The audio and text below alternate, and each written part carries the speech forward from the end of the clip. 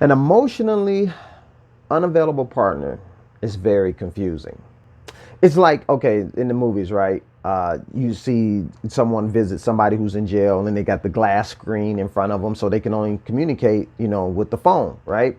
And okay, it's not like they can't, make you feel good, with, the conversation. It's not like they can't make you laugh. And I mean, you can feel, supported and cared about. All this with having this barrier, okay, between the two of you. However, the reality is you don't have full access to the person, okay? There are limitations. You can't hug them, they can't hug you, all right? And likewise, when you're dealing with someone who is emotionally unavailable, they are emotionally incarcerated, right? There are parts of them that you're not going to have access to. All right. Now, it's true that they might be a lot of fun to be around. You can have some good times with an emotionally unavailable person. Okay. And they may even seem sympathetic at times, like you telling them, something bad that happened, and they may seem like to really care, which is really confusing. All right. And you might say, well, hey, listen, when nobody else was there, they were there. They were talking to me, day and night, and just, I don't know what I would have done. However, there is a difference between being present and being committed. Huh? See, someone can be, okay, in the room, but at the same time, they're not all in. There is a difference. See, scripture talks about this. You can have a form of godliness, but deny the power thereof. See, you have a shape, you have the image of what it should be, but you lack the very essence of what that thing is.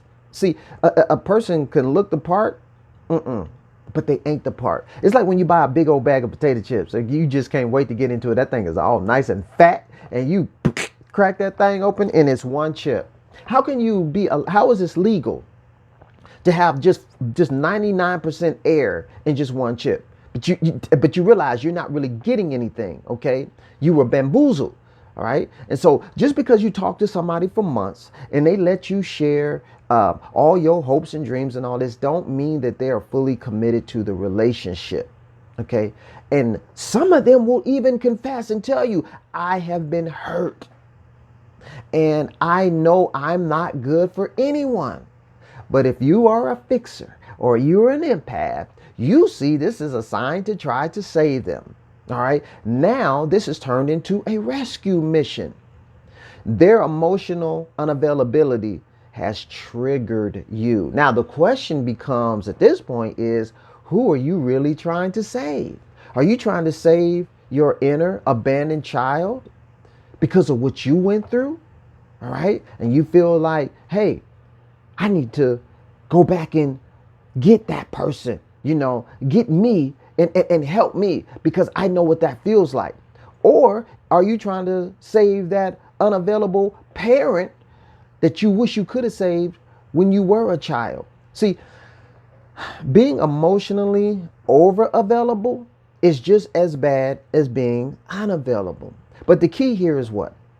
Balance. You need balance. See, it's not about you being over and them being under. It's about you being equally yoked on the same page. So the first thing is this. You have to make sure that you have dealt with any trauma that may be blinding you to what's really going on, to the facts. And they need to do the same.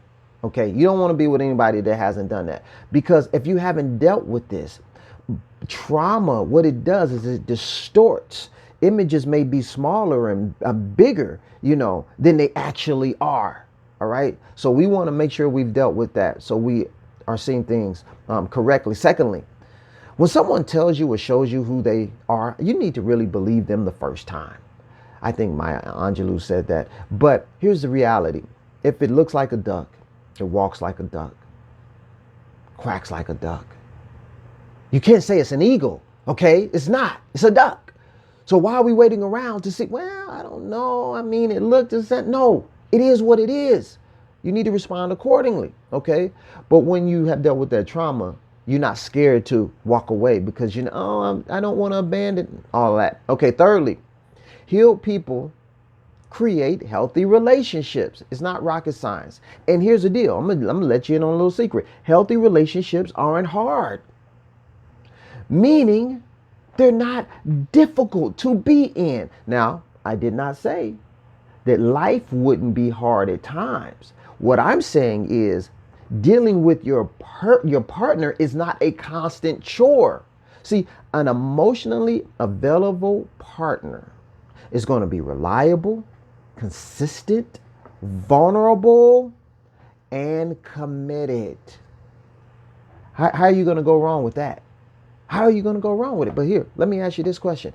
Are you in an emotionally unavailable relationship right now? You know your partner is emotionally unavailable. Okay. Have they told you they're not ready for a relationship? They have revealed this information to you, but you still holding on. And do you feel you keep getting mixed signals? I don't know. They say that they care and this, but then I'm seeing something different that I don't really feel. I feel like there's a glass or whatever. Okay, if this is true, you know what to do.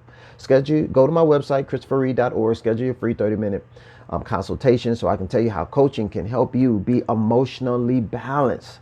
You don't want to be over, you don't want to be under, okay? You want to be right here in the healthy zone. Also, join me every Wednesday, 9 p.m. Eastern Standard Time in my closed Facebook group, The Diamond Mind. This is just for the ladies, where I'm helping you to really understand relationships, understand men, okay? Talked about knowing what questions to ask a man. This is very important. Why? So we don't waste time, okay? And also so we don't get duped, because somebody may give us a response that, we want to hear. Okay. Oh, that sounds like, but no. That's not the response that you need. Okay. And how do you rightly divide what you're getting to know what it really is? Okay. Also, if you want to check out the series, Why He Married Her Instead of You, also go to my Facebook group. Go to my website where you can check that out as well. Like, I've interviewed all these men, 8 guys, where I asked them the questions that y'all wanted answers to. For example, letting them tell you, these are the questions that you need to ask us as men. Okay. Don't let us BS you. Don't let us, take you, all around the mulberry bush. But these are the questions that you need to be asking us. So, hey, listen, hopefully you are enjoying the content. If you are, subscribe, and I'll keep bringing it to you. So I got to get out of here. Y'all take care. Peace.